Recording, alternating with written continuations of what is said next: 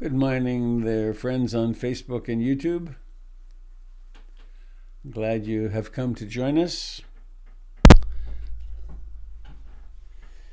I'll be starting the broadcast to the Zoom in just a moment here. People are arriving on Zoom. If you'd like to participate more fully, at 7 a.m. Pacific time, you can join us on Zoom. And you can find the link to that on Robert Beatty, that's BEATTY.com. You can also find it at the Portland Insight Meditation Community website, portlandinsight.org. So, I think I'm going to just stop this. All right, we're going in. Going live.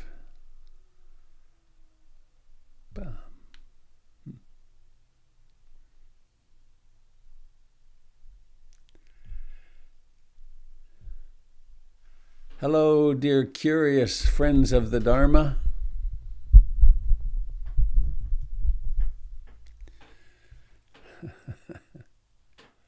How nice to see you. How wonderful and bold of you to get up and come be together like this.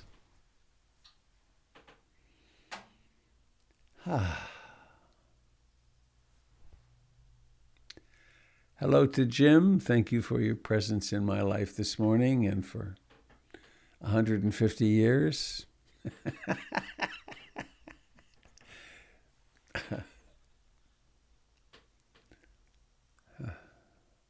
think it's only 30. Yeah, it's true.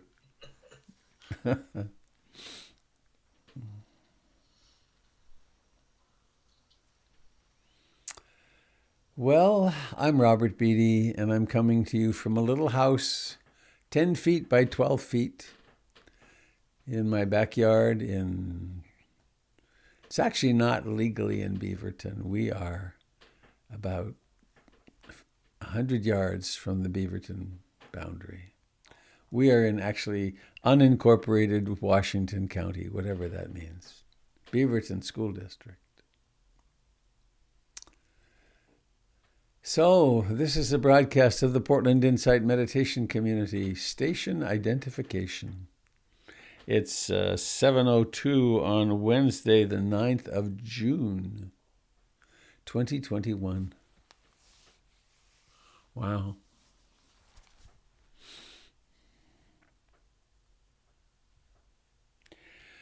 I did a master's in environmental studies back in the early 1970s after traveling the world for 5 years and seeing the catastrophe that was upon us. And there was a report that came out sometime in the 70s from the Club of Rome. It was a collection of everything from philosophers to industrialists to scientists, and they all predicted that the supply and demand curves of the earth would cross in 1984. And I remember looking forward to 1984 with a lot of fear because the shit was going to hit the fan. And of course it did, but not on the global, not all at once. And it continues to. But here, whenever I say 2021, I think, this is ridiculous. I didn't anticipate being alive in 2021. Neither did Tim. Some of it had to do with lifestyle choices. But actually, in my case, a lot of it had to do with the expectation in my childhood. We always thought my father was going to die in a car wreck driving inebriated. And so that was a scary thing. But anyway, hi. How nice of you to come and join in practice this morning. I have a short poem. I think I read it about a year ago on one of these morning broadcasts. They're like precious jewels, some of these poems. Today is my stepson Adrian's 17th birthday. We chipped in, we got together, and he has his own car now. And we see less and less of him. He's succeeding. He's blossoming. He's getting his wings. This is a little poem by a woman named Linda Pastan. I don't even know where this poem came from or how I got it. To a daughter leaving home. When I taught you at 8 to ride a bicycle, loping along beside you as you wobbled away on 2 round wheels, my own mouth rounding in surprise when you pulled ahead down the curved path of the park. I kept waiting for the thud of your crash as I sprinted to catch up, while you grew smaller, more breakable with distance. Pumping for your life, screaming with laughter, the hair flapping behind you like a handkerchief, waving goodbye.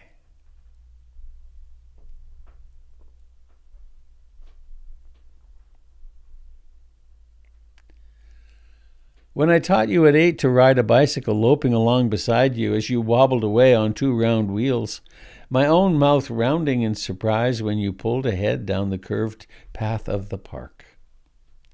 I began waiting for the thud of your crash as I sprinted to catch up, while you grew smaller, more breakable with distance, pumping for your life, screaming with laughter, the hair flapping behind you like a handkerchief, waving goodbye.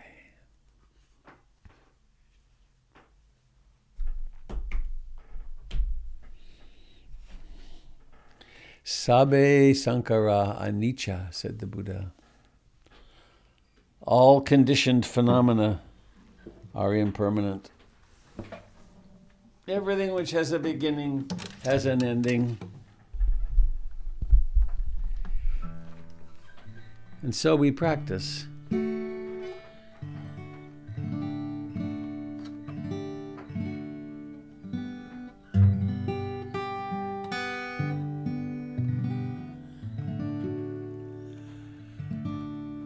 Sabe Sankara Anicca.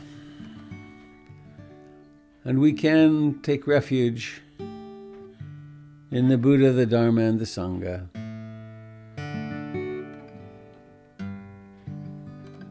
To give ourselves some place to be. When I had my brain surgery 1.5 years ago or so, and I had the wrong, bad medication, a medication that made me psychotic. There's no mindfulness. I was aware there's no mindfulness here. But what I could say over and over again, and I did, was I take refuge in the Buddha, Dharma, Sangha. Or Namo Tassa Bhagavato Arahato Sama Sambuddhassa. Homage to the Buddha, the awakened one. It was like a little island I could hold on to in the middle of psychosis.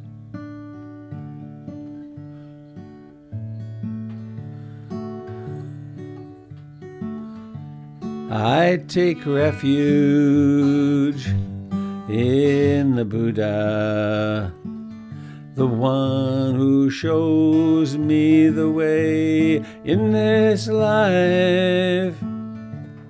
Namo Buddhaya, Namo Buddhaya, Namo Buddhaya. I take refuge in the Dharma, the way of understanding and love. Namo Dharmaya, Namo Dharmaya, Namo Dharmaya.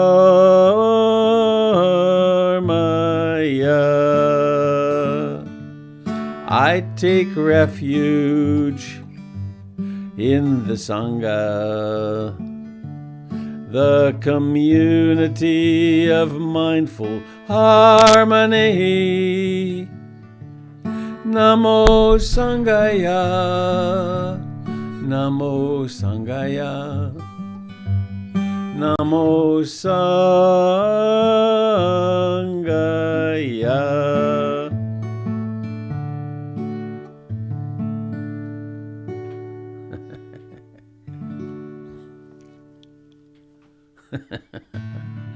Speaking of impermanence. Recording in progress. Oh, thank you, Jim.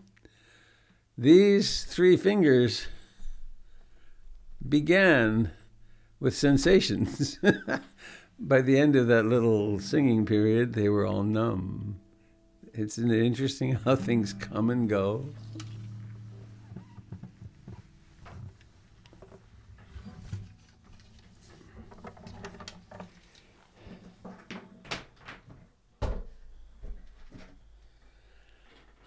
So let's sit.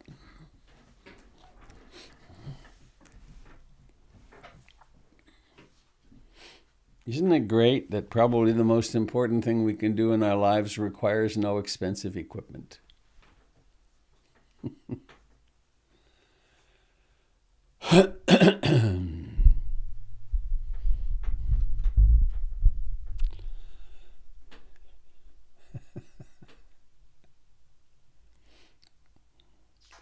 We get to just stop.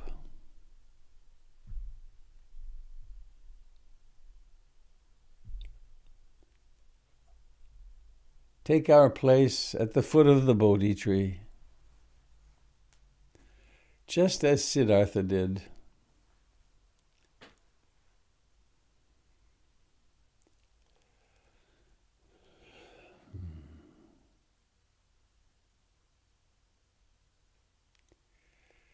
We take our seat at the foot of the Bodhi tree, right here. In this, the only moment that ever exists.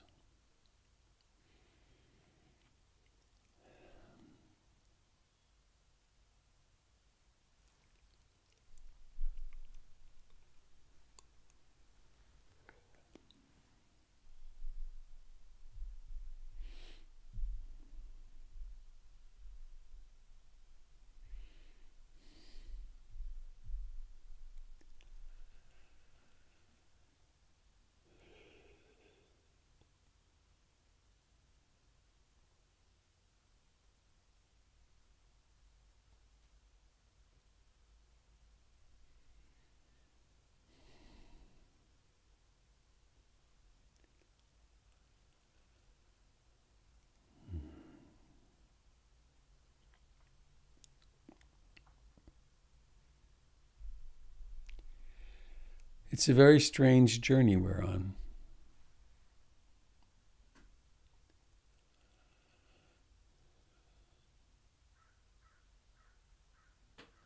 A few eye blinks ago, a sperm and an egg came together in optimal circumstances.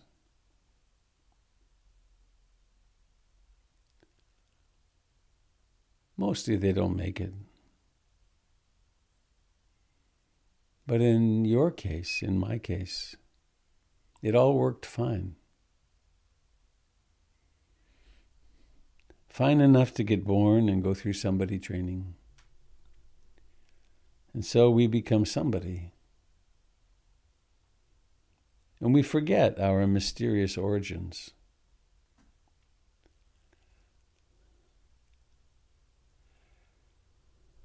And as if life itself were not strange enough, consciousness emerged.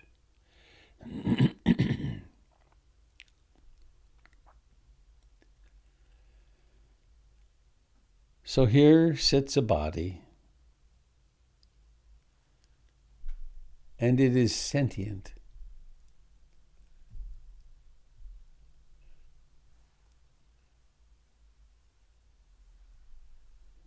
Homo sapien sapien, the one that knows that it exists.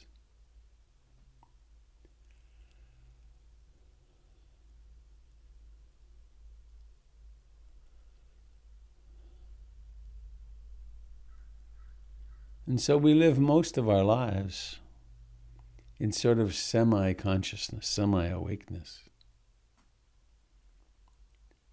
Lost most of the time in thoughts and moods, ideologies, fantasies, passions of different kinds.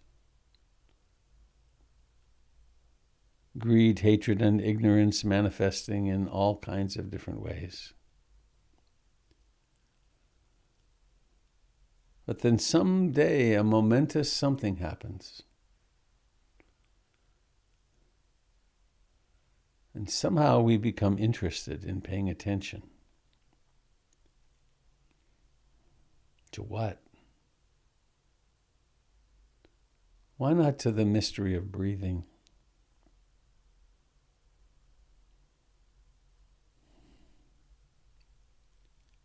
To this breath right now.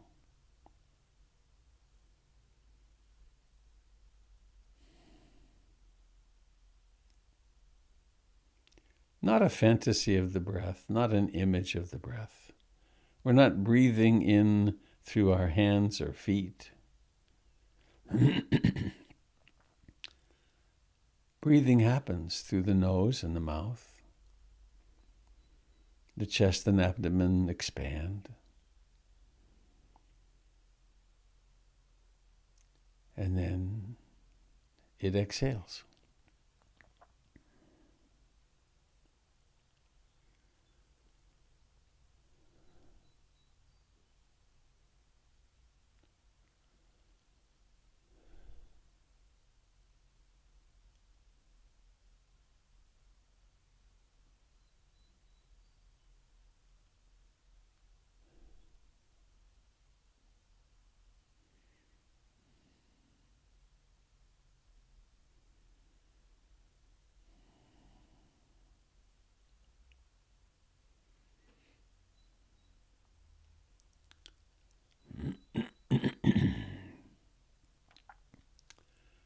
We can strengthen our practice by remembering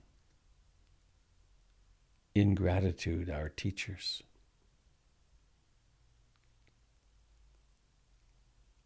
All those who in this lifetime have held you aloft and said, go this way. This is the way to be more loving. This is the way to own your power. This is the way to have compassion for those who are suffering around you.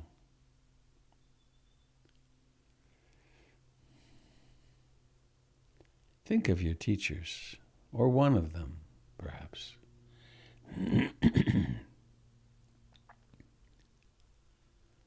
I invite to the altar of our hearts Ruth Dennison.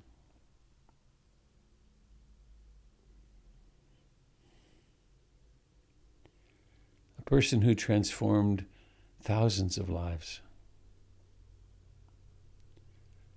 igniting in them the spark of awakening.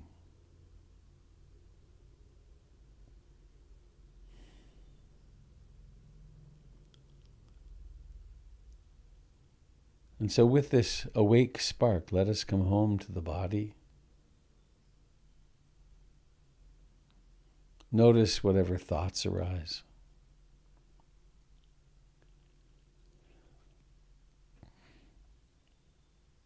Let us be awake.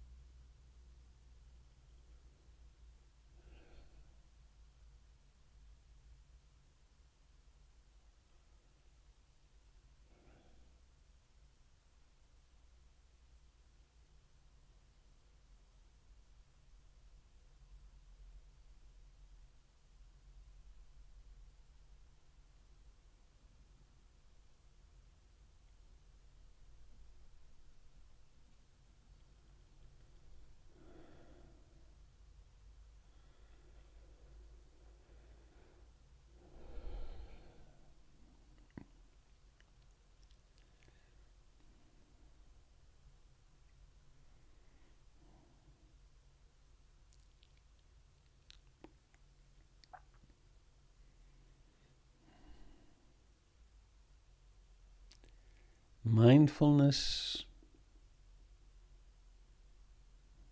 is or has the capacity of remembering. Not remembering as in remembering memories, but remembering to notice what's happening.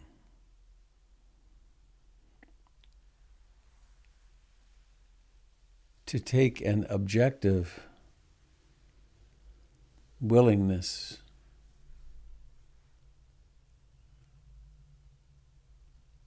in this moment.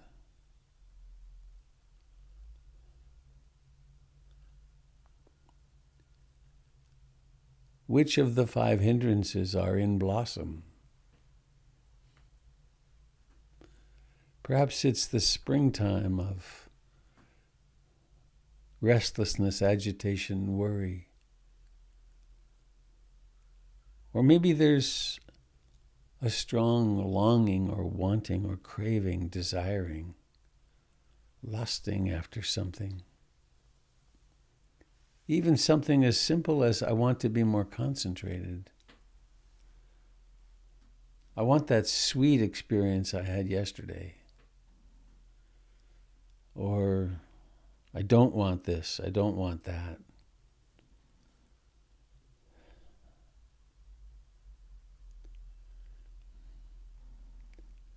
Maybe some emotion is prevalent. Maybe irritability, maybe joy, maybe deep peace.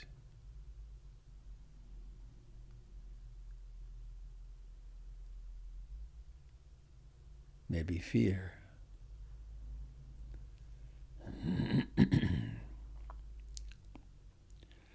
Just like Siddhartha, we sit here beneath the Bodhi tree.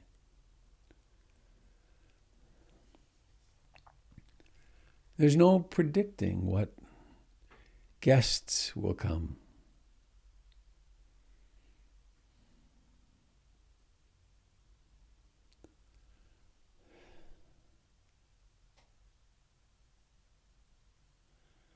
We can use the sensations of in-breathing and out-breathing as a kind of homing beacon, a lighthouse.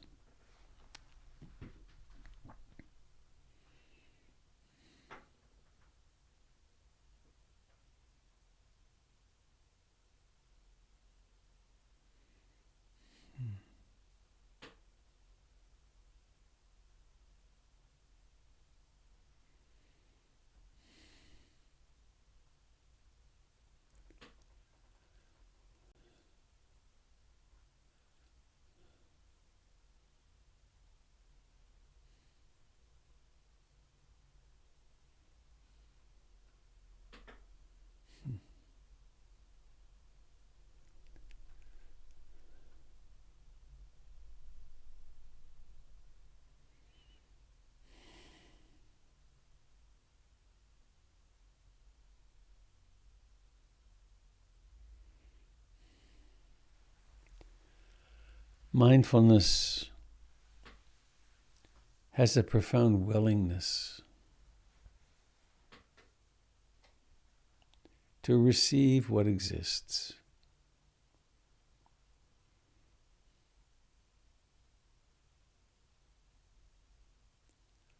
To receive this breath right now.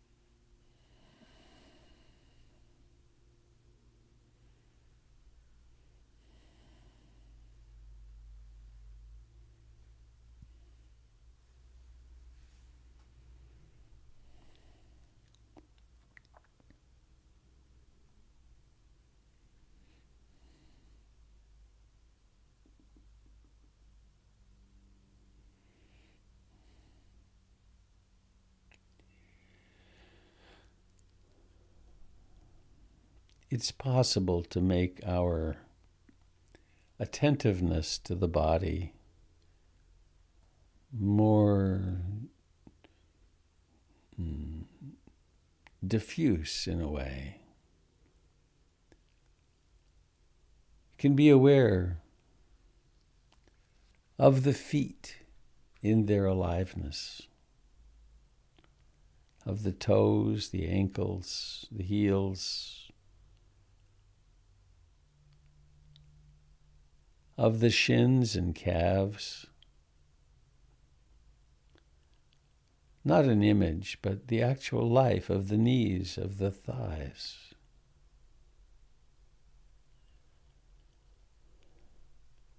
And in a way, it's nothing special, but what's special is that we're actually noticing all the life of the pelvis.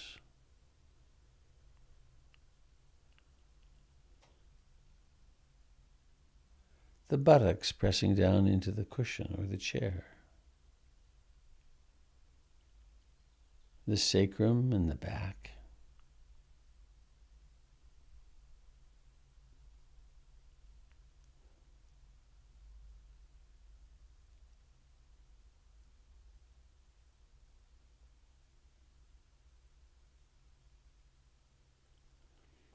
All the way from the pubic bone into the abdomen and the chest as it breathes. And the fingers, maybe one by one.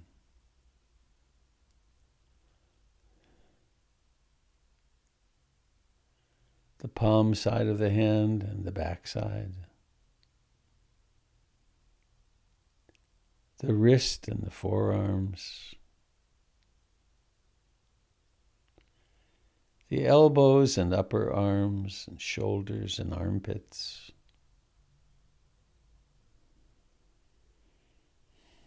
The neck.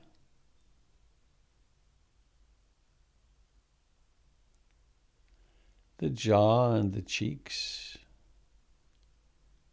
The lips.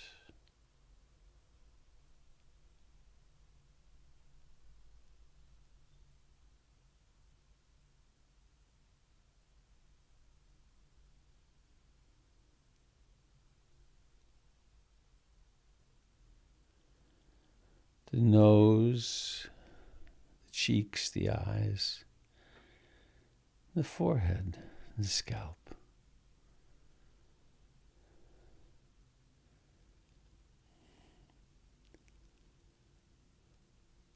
Awareness of the body, breathing.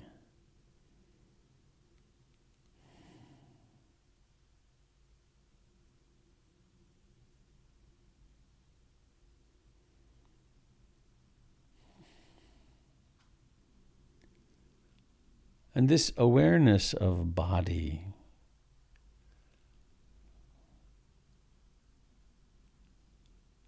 helps to illuminate awareness of sound, hearing. It's a different channel.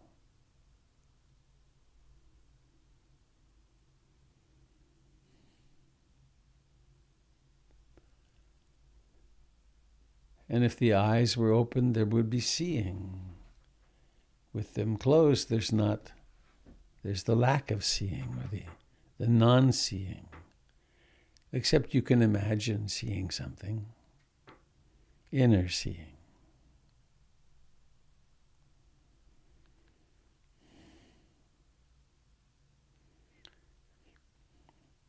In the right circumstances, there is scent.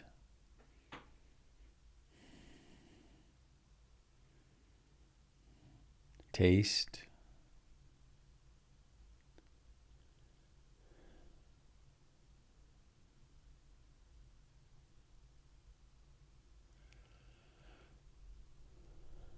There's all the sensations of proprioception. You can tell where the feet are and the hands are relative to the face.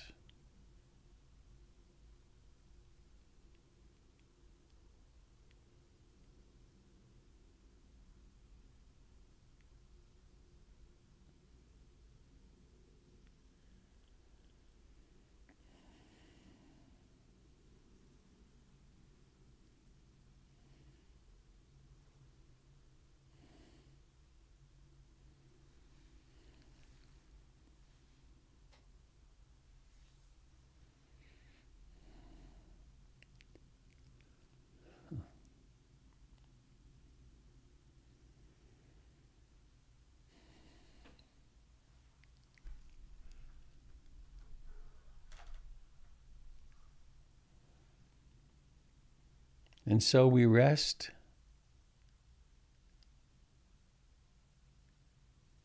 in the simplicity and extraordinary complexity of being a human being, right here now in this moment.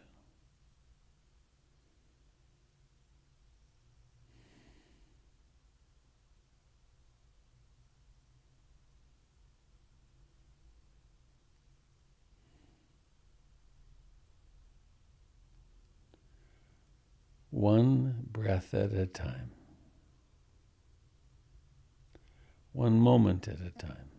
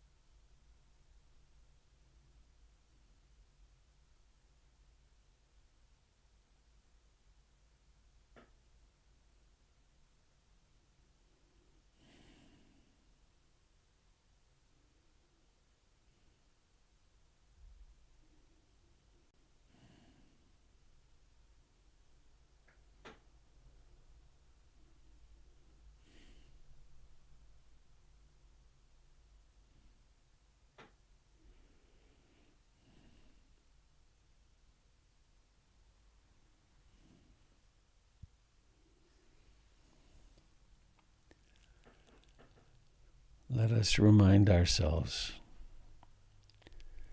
that our practice is foundationed in love and kindness and compassion. I aspire to love and accept myself and all beings exactly as we are in this moment. When I am hurting or suffering,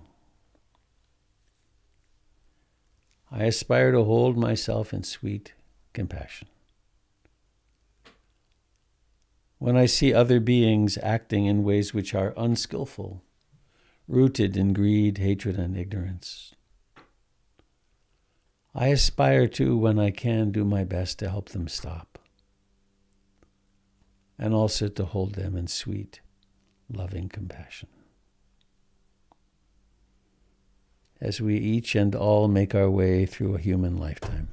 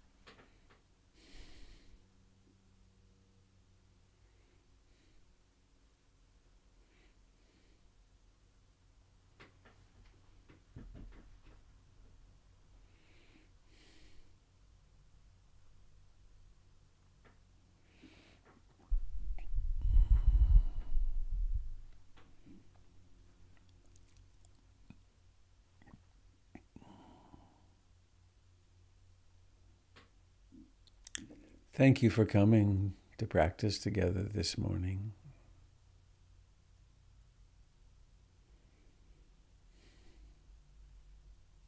Such a good, comforting, wonderful thing.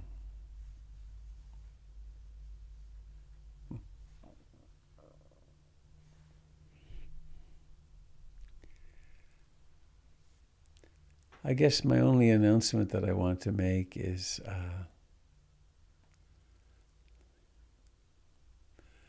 that I will miss you next week. The PIMC teachers will be here in my stead. I'm leaving on Sunday afternoon for a little house at the beach where I'm going to unplug for a week. Very much looking forward to it. I'm not taking any project with me this time. I'm really just going to stop. I will need to be on reachable because there could be a contract to sign or something to get to move the building ahead. So each day around 6, I'll tune back in. And so I'll be here on Sunday, next Sunday, and then the following Sunday I will also be gone over that weekend.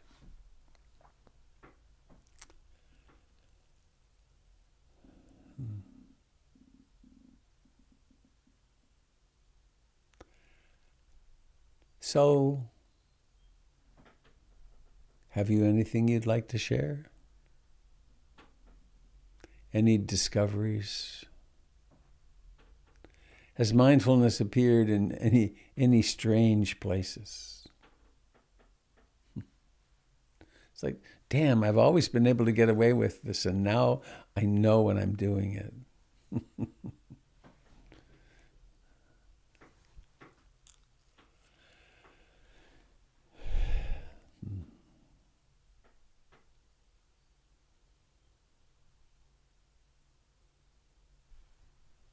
Hello, Robert. This is Leanne. Hello, Leanne. A friend of mine who's spent a lot of years, many more years and hours meditating than I,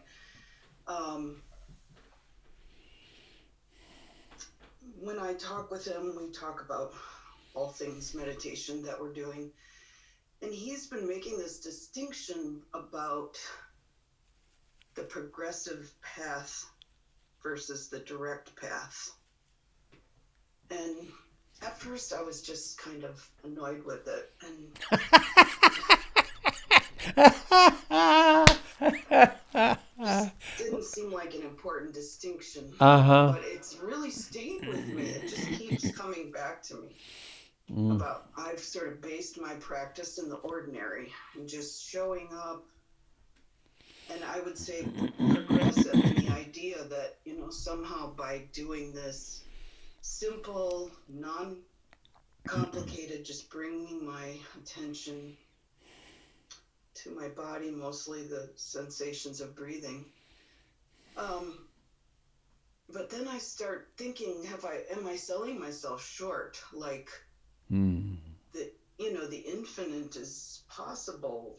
And I think it would only be in setting intention at the beginning of a sitting, but there's some way that I feel like I know about the sweetness and the mind-blowing directness of, the infinite, but I don't set my intention to explore that somehow. I feel like my practice is very ordinary, and sometimes it blossoms in surprising, beautiful ways, but the practice that he's doing is this very awareness of awareness itself, and kind of trying to tap into the infinite. I don't know if infinite is the word he uses, but anyway, I just keep noticing how my thoughts, I think it's a desire for something more fantastic than I'm getting or something, but I'm wondering if it does have something to do with intention and setting, that I haven't set my intention high enough somehow.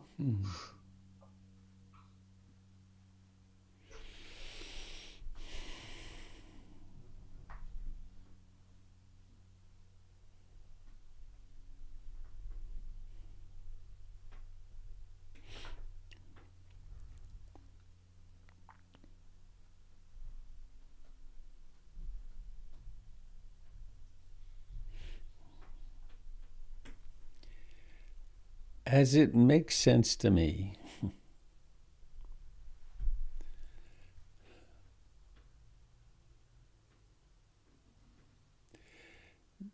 the incredible beauty and strength of the Theravada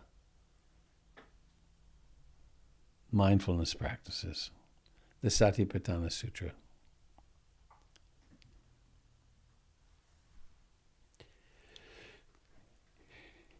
It meets us where we have a problem.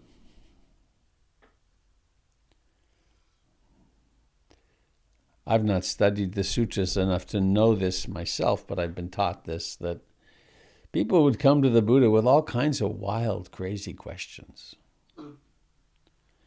And he would listen really well, apparently, mostly.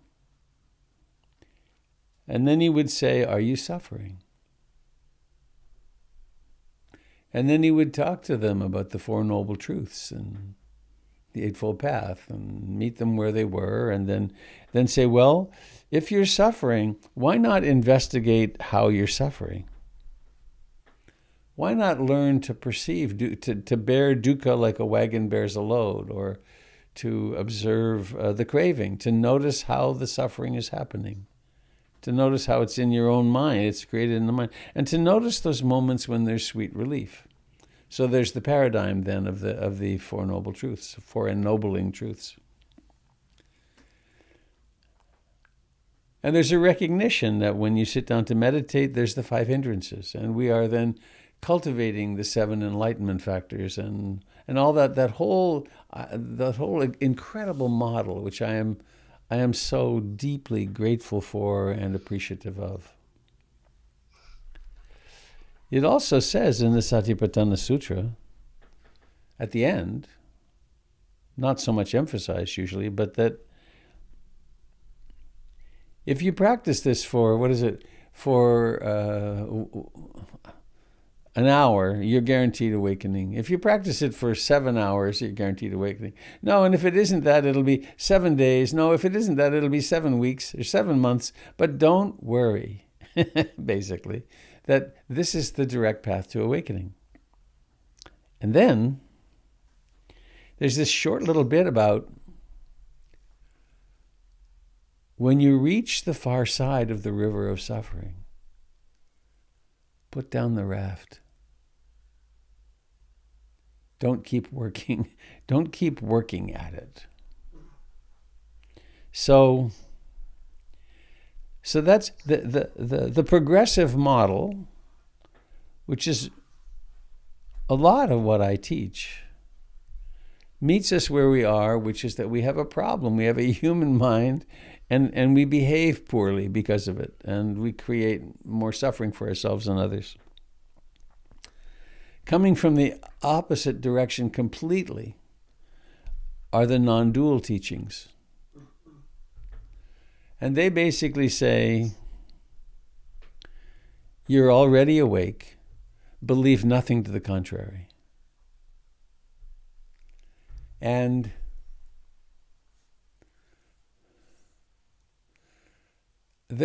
I understand them to be just different fingers pointing at the moon in the experience. And that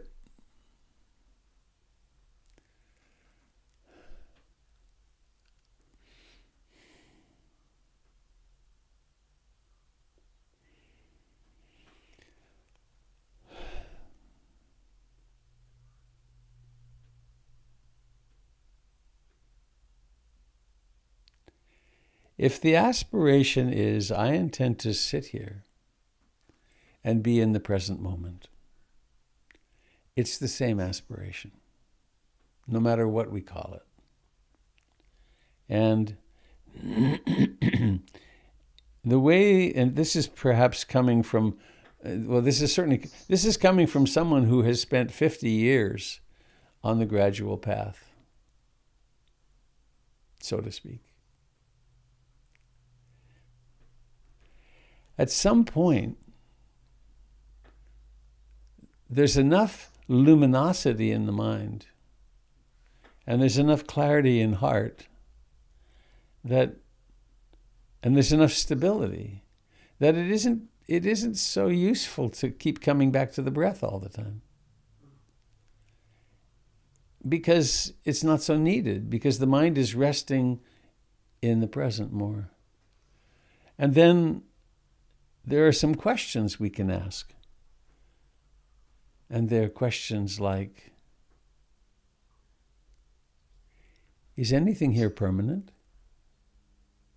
What's my real experience here? Is anything lasting? Or, this is Aya Kima's question, who is myself? Where's myself in here? And then we're in the territory of the non-dual, which is, so there's objects and there's awareness of objects. That's interesting. So there's a curiosity, and there's no longer much of a problem to be dealt with. There's just this issue of there's presence, knowing, and one becomes so familiar with the 5 hindrances that there they are. There's no need to try to get rid of them. They're the artwork on the walls in a way. They're that which makes life kind of interesting and challenging, but there's no longer the impulse even so much to struggle with the hindrances. Or another possibility is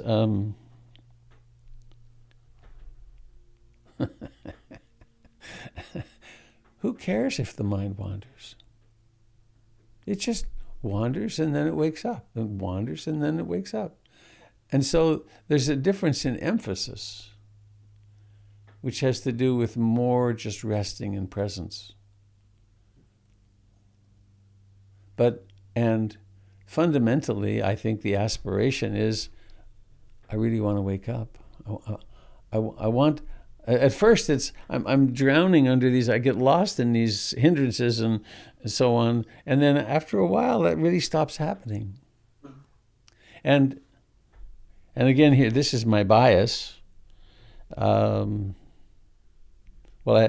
I have an I have an opinion. I have to be careful with my opinions because sometimes they're so wrong. But I've watched the teachings of quite a few non-dual teachers who don't teach meditation practices even. And I don't think it's very kind. Because then people think, well, I should just be awake right now. Meanwhile, they're getting drunk all the time, or they're completely unaware of the precepts, or they're not doing the work of stabilizing the mind and the heart. And I just don't think that's it's not very helpful. You see some of the non-dual teachers, you see them with, an audience of 200 people, and they're kind of, the people are all frustrated to no end. And, well, even, what's his name? Eckhart Tolle. His first book was a lovely description of the awakened state, but not very helpful. Right? And then he got lots of feedback, and then he started talking about meditation. So is that any help? I think one of the words you used in there about stabilizing is really pivotal for me, because I think that is a skill base that I am still moving along, and without that, I'm not going to get to awakening. As you probably already have had, flashes will happen.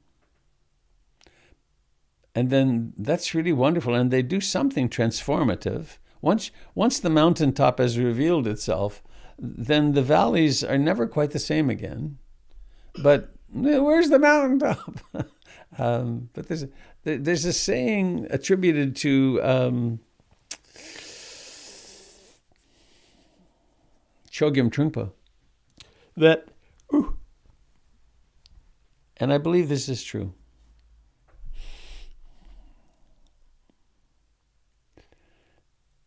Awakening. There's no practices that actually create awakening. Awakening just happens. It's just, right.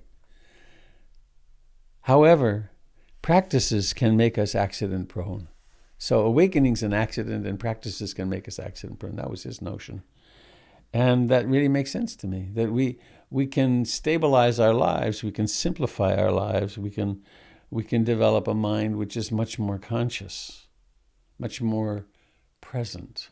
We can learn how to dodge some of the bullets, the internal stuff, and to create the conditions in which we more spontaneously awaken. But I think the awakening is always spontaneous. And it's very important to, oh dear, hang on a second here.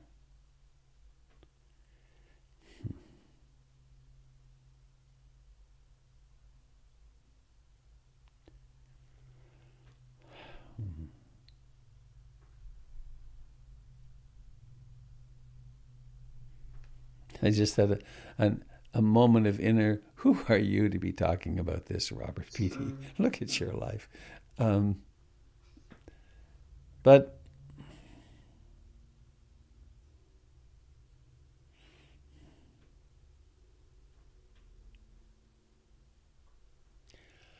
the foundation of either or both approach is also love. Right?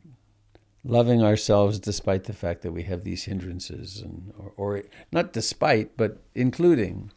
Human life is so damn difficult. And then from wakefulness, it's not so difficult at all. It's really painful, but it's just what is.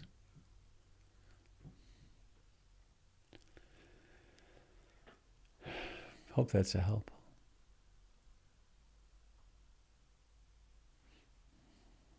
Yes, thank you. Let me say one more thing. This is a back to the gradual path. In those times, well, let me ask you the question. Do you sometimes have times in meditation when it's really not hard to stay in the present moment? You're just kind of here. There's not much wandering mind. And when it wanders, it doesn't go far. Or, no, that's not true. It goes infinitely far, but it isn't gone for so long. Because then it's noticed rather early. Maybe a few seconds, but mostly it's just, and it's pretty nice at that place. When that's kind of stable, it's called access concentration. And there's access to the jhanas then, if you wanted to do that, to higher concentration states, or there's access to insight. And that's where I remember when I was helped with this.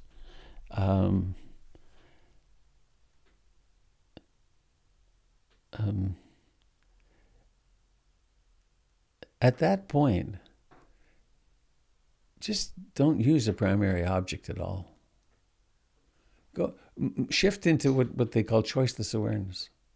Just rest there. And then the mind may wander, it may not, whatever. But then one is observing their anicca, dukkha, anatta. One is observing the reality of the Dharma.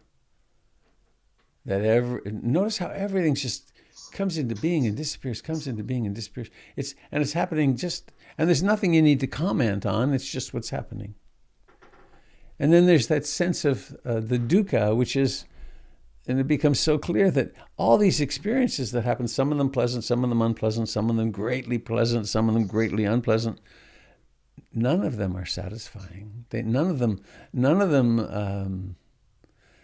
of them come and plug the hole and say, "Yep, you're okay from now on." They just keep coming and going. It's this kaleidoscopic thing. And then similarly, it's the question of who's myself. Who's having these thoughts? And there's something that came to me just recently in the work I'm doing with Matt Flickstein. He's a non-dual teacher. See if I can say it in a way that makes sense.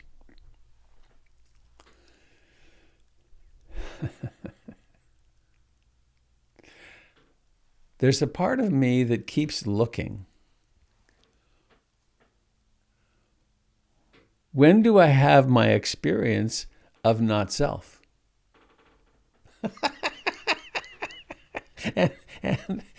and truth is, I've carried out the experience and not found it, so to speak, thousands of times. But damn it, I want to find its non-existence. And it's really, there was a certain moment, it's just in the last year, it's like I got that. It's like, oh my gosh. I'm wanting to experience something that doesn't exist in order to prove that it doesn't exist. It's madness. I'm wanting the rational mind to confirm that, oh dear, I know. Anyone who isn't in the Dharma would think this is an absurd conversation, I'm sure. But I literally broke out laughing when I first got this, like, oh shit. Huh. It's like I want my diploma. You got it, Robert. You're not here. Oh dear. So I hope that's a help. It's choiceless awareness and much less striving. Much less. I used to struggle with sloth and torpor years ago. Who cares if it falls asleep? It goes to sleep and then it comes back. How weird. It wakes up all by itself. So when I get up early in the morning and I'm sitting on the couch and, I don't know, I may sit for a long time sometimes. It doesn't matter if that happens, because that happens. It wakes up by itself. Thanks, Leanne.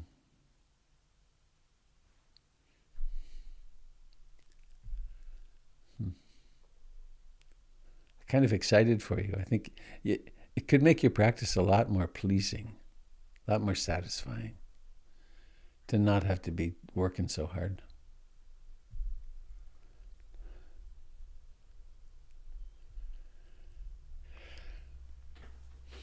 You're already awake. Believe nothing to the contrary.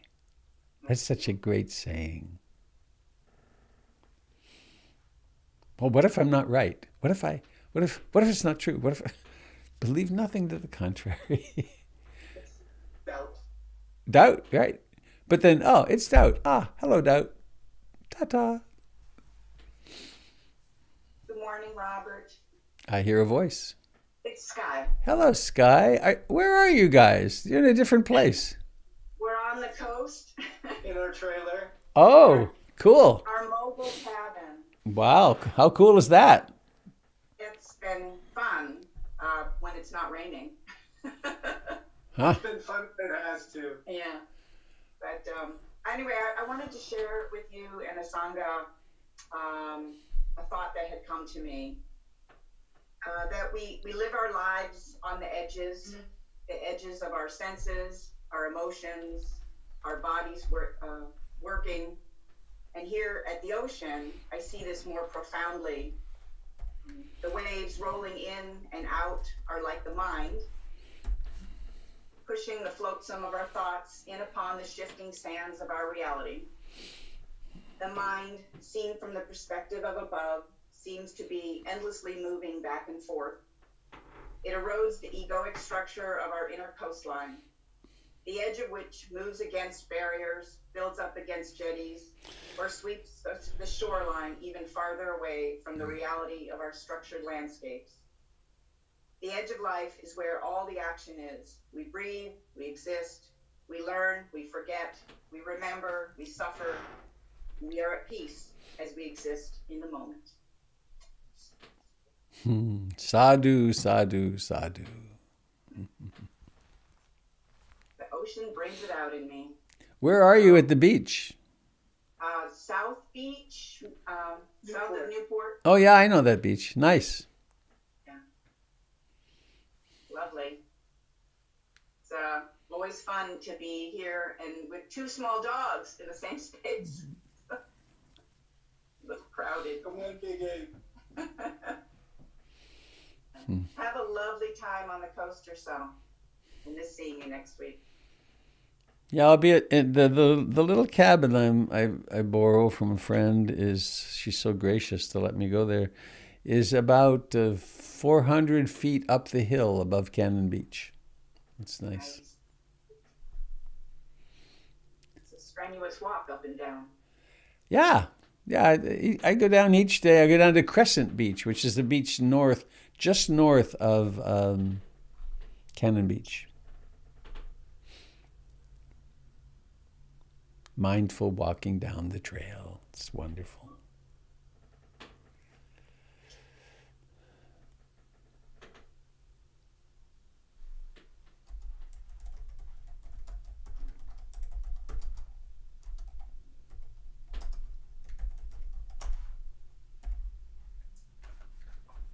Good morning, Sangha and Robert. It's Denise. Hello, Denise. Oh, I witnessed something really nice at your house this morning. When that young person came in and wrapped arms around you and you just wiggled back, it was really nice. Very nice morning hugs. Yep. So my question is about, you read the Metta Sutta that you, on Sunday, I think. Yeah, the Matt Flickstein translation. Yeah. Yeah, and my question is, I felt that I didn't hear what I understand to be the last line about being born again and by not holding to fixed views, a clear-hearted, pure-hearted. Like, I didn't hear that line. Right. And I wasn't sure if that was on purpose or if you could explain why that's not there. That actually fits perfectly with this morning with that first question. Matt's a non-dual teacher. He's very steeped in Theravadan teachings. It was he who helped Bhante Gunaratana create his meditation center in West Virginia. But he's moved on from there, and the whole notion of someone to get born, that line I'm always a little cautious or conscious when I read the traditional Theravadan translation. It suddenly it brings in rebirth and gosh, I don't want to get reborn and all that whole story, and so Matt just doesn't go there. And there's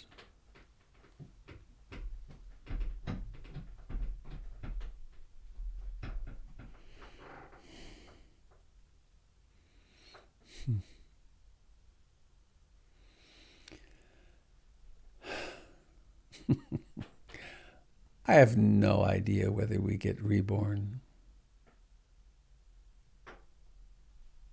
And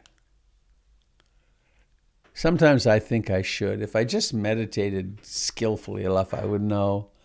And I do take guidance from my elders. And I believe I heard Ajahn Sumedho say very definitively in a talk that I was at, he said something like, I have no idea. Here's what the teachings say, but I haven't died yet. Of course, then you could say, well, you've died thousands of times. But is that necessary to make really good use of the teachings? I don't think so. Of this, I am sure.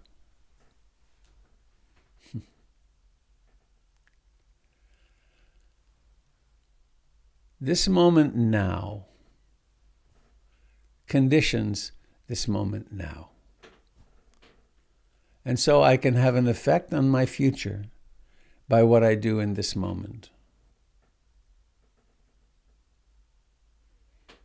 If I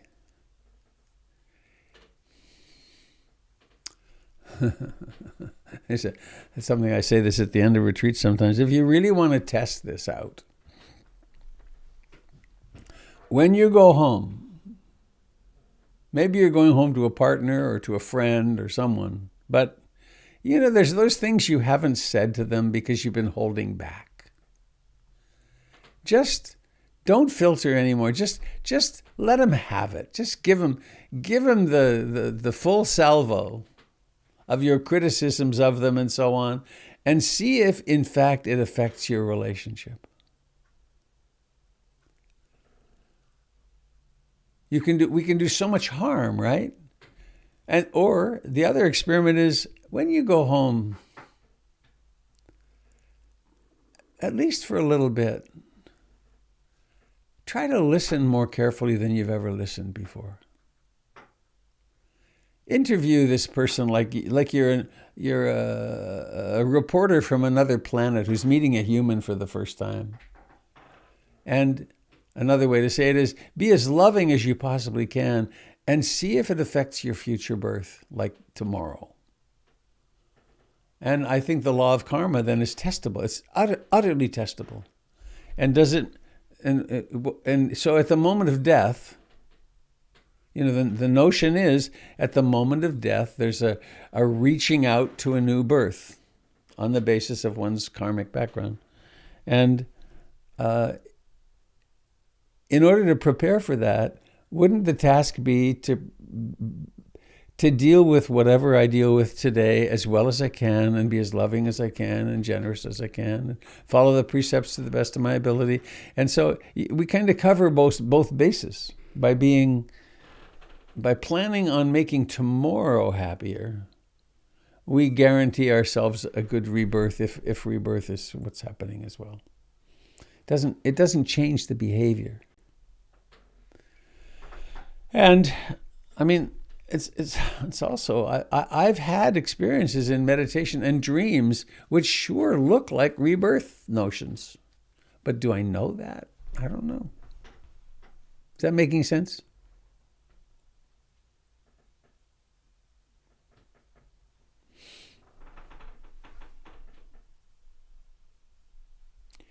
Today's actions have an impact today and tomorrow and further on than that.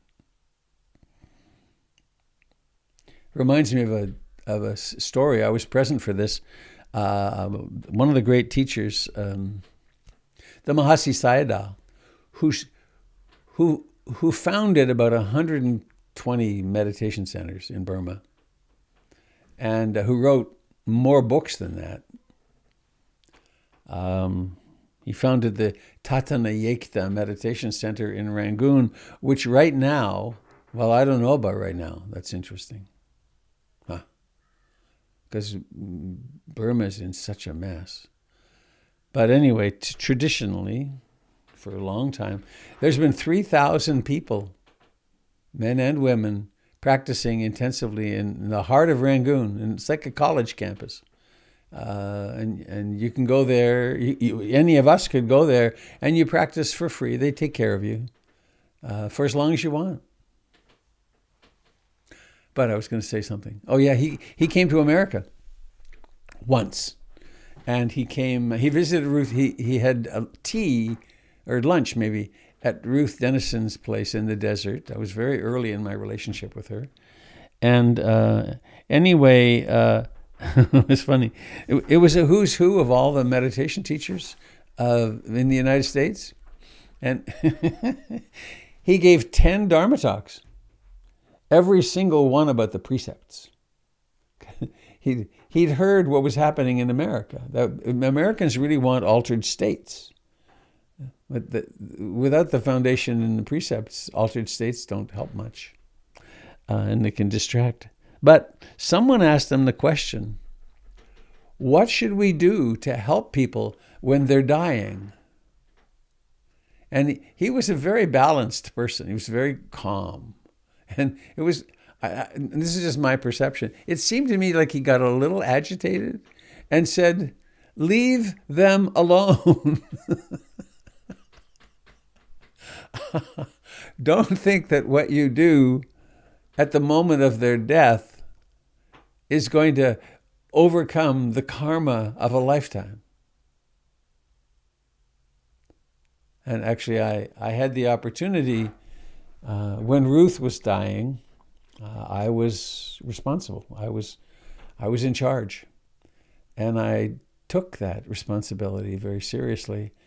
And there was a lot of pressure to be doing all kinds of things around her, to be giving her colloidal silver, and everyone had their thing they wanted to do as she was dying. And I really took seriously the Mahasi Sayadaw's instructions, and I did my best that we would not be present, but to not be running our trips on her.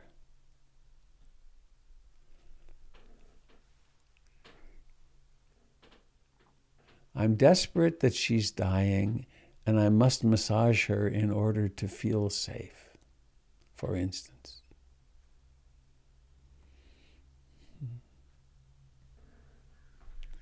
If we don't do this particular chant, she will not go to the proper place after her death. There was a lot of that.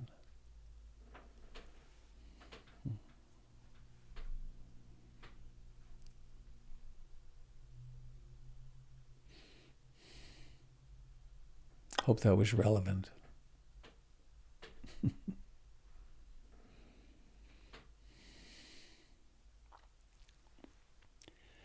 Well, it's 20 after 8. Shall we head off into our day? Into the next adventure?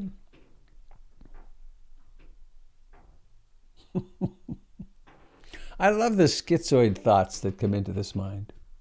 Do you remember when I said the words great adventure, I suddenly had Pee Wee Herman in mind on his bicycle, on his great adventure. And I liked Pee Wee Herman. And the word of the day is, why was Pee Wee Herman running from the law? Because he tore off the tag on a pillow that said, "Do not remove this tag." Oh dear. Okay, shall we? I don't think we have any little ones here, any apparent little ones. So let's go out with Bhavatu Sabe Mangalam. Hey, Had, you want to give an ad for cerebellums?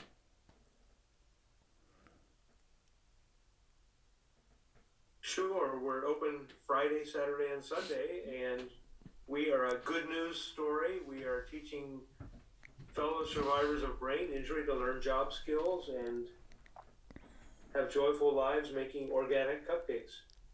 In Multnomah Village and online. Yes. And I can attest they're good. Thank you. They're not helpful if you have diabetes, but then that's another story. Anyway, they're very wonderful and they're sweet and delicious. So let's chant. Bhavatu Sabe Mangalam. Bhavatu Sabe Mangalam. Bhavatu Sabe Mangalam. Sadhu, sadhu, sadhu.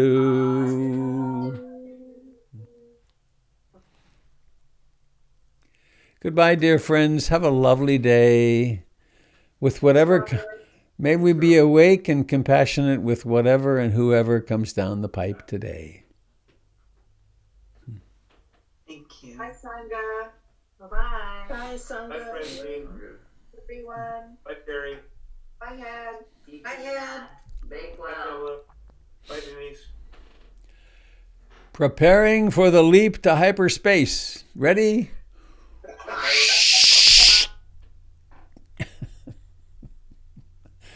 Utterly silly. Hello again, dear friends on Facebook and YouTube. Hope this was helpful. Have a lovely day.